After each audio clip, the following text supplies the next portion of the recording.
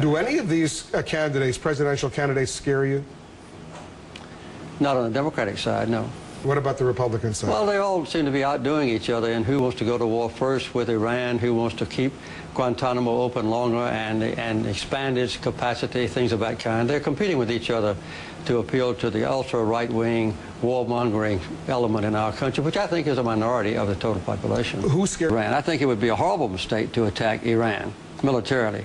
How would we invade Iran when we don't even have enough troops to give them a leave to go home to their families from Iraq? We are short on... Well, some of these so-called experts say you could do it with air power alone, cruise missiles, bombers. You go in there and destroy their so-called nuclear facilities. I know some experts say that. I don't agree with that. And what we should do about Iran, first of all, do not attack Iran. Secondly, what to do? I think two things, to be very brief. We don't have much time. One is to start talking to Iran, communicate with Iran. After the Shah was overthrown and the Ayatollah Khomeini took over, we continued our diplomatic relations with Iran. I had, as you know, about 75 people in Tehran, some of whom were taken prisoners, and the Iranians had about 75 of their representatives in Washington. So talk to them and communicate with them.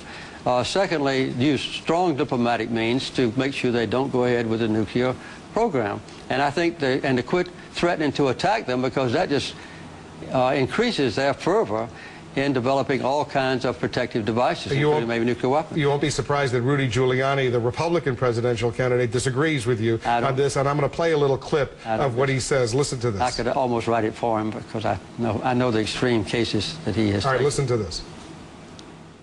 Iran is a greater danger than Iraq.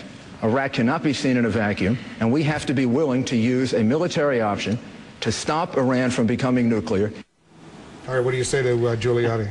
He's foolish. I hope that he doesn't become president and try to impose on the American people a conviction that we need to go to a war with Iran when we're still at war with Iraq. Do you believe that Iran is working on a nuclear bomb? I don't know. I think if they are, some people surmise that they are, they're several years in the future.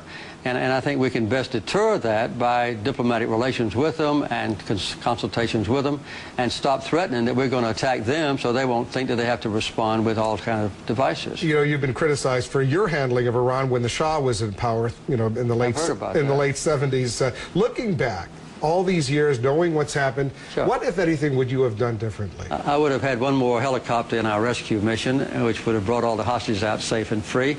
And so I had to wait from April around until 5 minutes after I was no longer president, when all the hostages did come home safe and free.